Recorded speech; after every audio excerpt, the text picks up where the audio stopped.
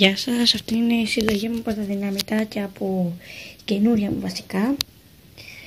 Και τώρα περιμένω να μου έρθουν τη Δευτέρα κάτι δυναμητάκια που παρήγγειλα από ένα site του Balloon Fire, τα βαρελάκια και κάτι άλλα.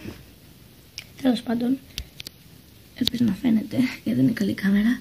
Αυτά εδώ παίρνουν τα Super Cracker. Αν δείτε είναι μεγάλα. Να τα έχουν ροζ γόμας.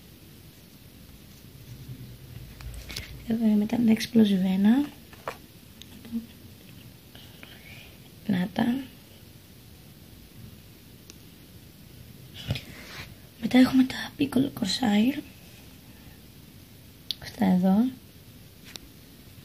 Και αν δείτε με τα Super Cracker είναι ίδια. Απλώς το ένα είναι πιο μεγάλο, ενώ το άλλο είναι πιο λεπτό και πιο μικρό. Και βέβαια το Super Cracker είναι πιο δυνατό, πολύ πιο δυνατό.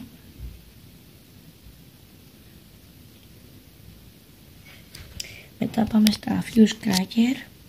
Να τα. Είναι δυνατά και αυτά, πολύ δυνατά. Τα δυνατότερα που έχω συλλογή μου είναι τα εξπλωζιβένα, μετά τα Super Cracker και μετά τα Fuse Cracker. Μετά έχουμε ένα ιεροποίητο δυναμητάκι. 4 βούλουρες με στο μάνα.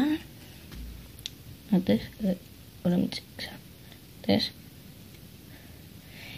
3 πακέτα σπιρτόκουτα. Ένα δυναμικό αναπτήρα. Άτο. 6 πακέτα σκορδάκια και 2 πακέτα μελισσάκια. Να δείτε πώς είναι μέσα. Άτα. Έχει 12. Αυτό ήταν το βίντεο μου. Τώρα περιμένω να έρθουν τα δυναμητάκια τη Δευτέρα που θα κάνω και unboxing. Γράψτε μου στα comment. Στείλτε μου. Κάντε μου like και subscribe για να με βοηθήσετε να ανεβάσω και άλλα δυναμητάκια. Ευχαριστώ.